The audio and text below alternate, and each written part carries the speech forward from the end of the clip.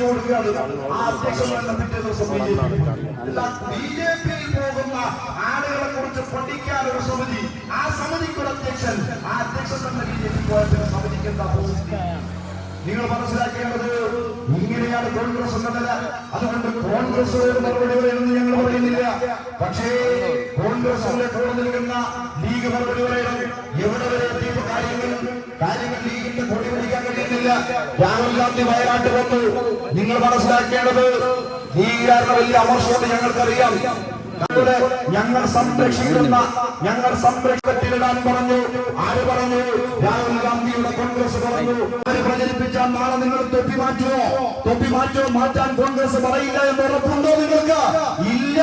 ഞാൻ പറയട്ടെ എന്റെ പ്രിയമുള്ളവരെ, അങ്ങനെ ഒരു ഉറപ്പ് നമുക്ക് പറയാനാവില്ല. കാരണം പച്ചക്കൊടികൾ പറയുമ്പോ, ദേശീയ സ്വാതന്ത്ര്യ സമരം നടക്കുമ്പോ വൈദേശിക ഭരണാധികാരി